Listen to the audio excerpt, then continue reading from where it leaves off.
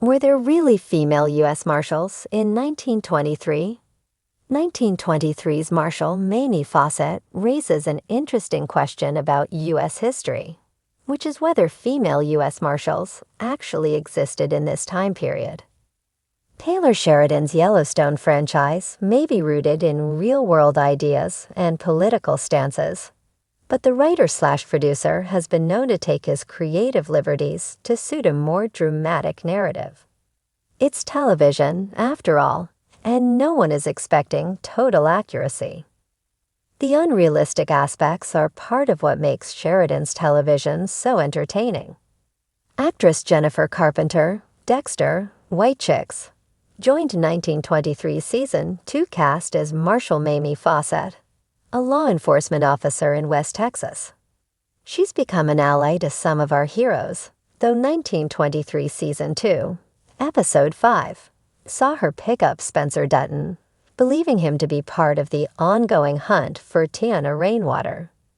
In a scene in her office, she speaks to Montana's Sheriff McDowell on the phone, and the sheriff exclaims that he didn't know female marshals existed, prompting us to look into the matter. The United States Marshal Service dates all the way back to the Judiciary Act of 1789, which was voted on during the first session of the first U.S. Congress and officially signed by President George Washington himself.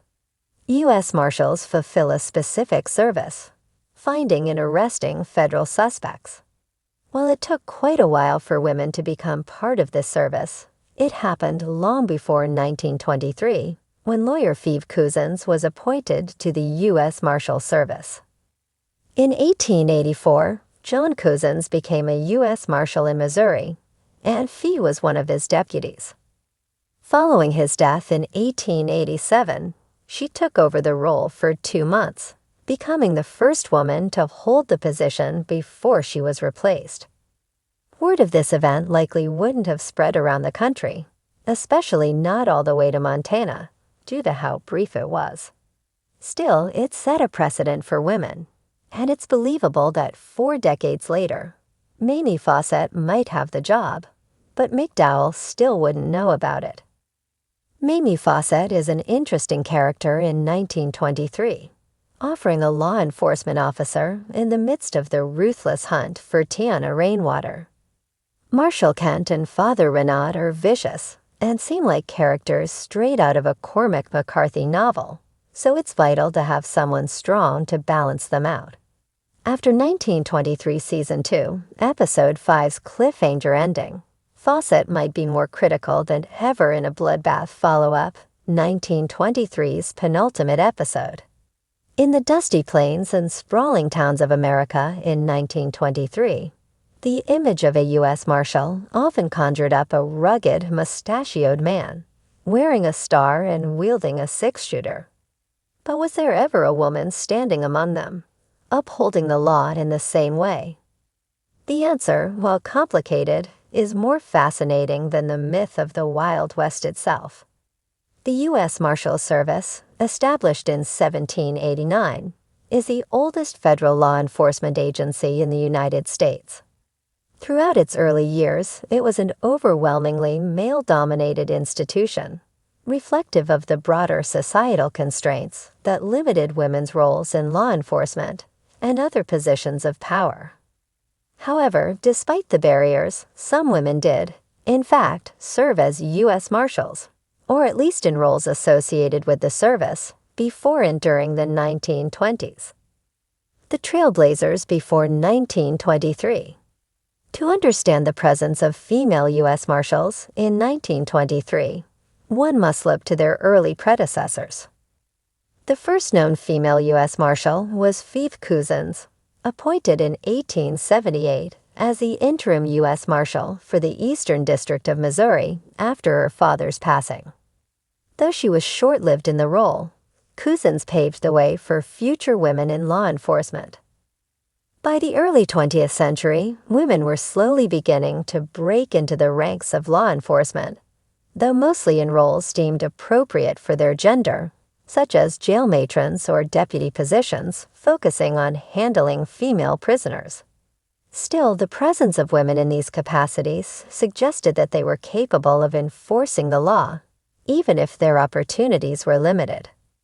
Women in the Marshals Service in 1923. The 1920s were a time of great social change for women.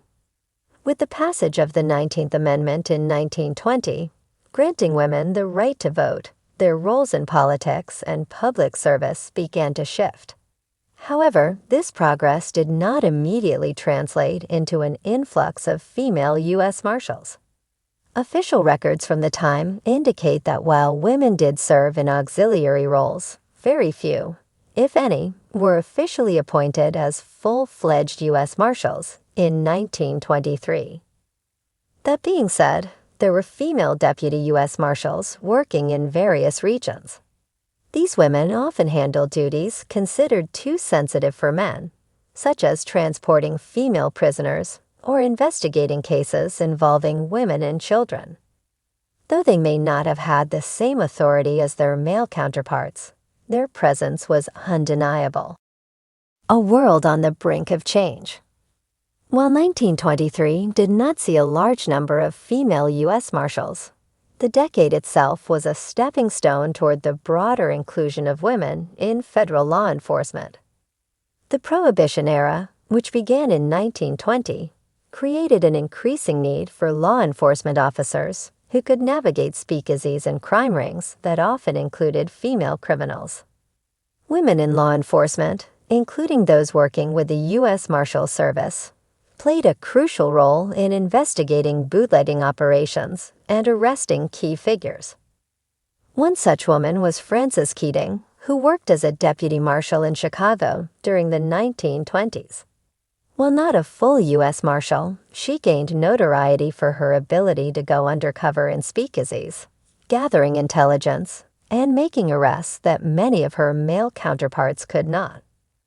Her work demonstrated that women could be just as effective, if not more so, than men in certain aspects of law enforcement.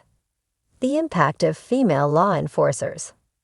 Though few and far between in 1923, the women who did work within the U.S. Marshals Service helped to break barriers and set the stage for future female marshals.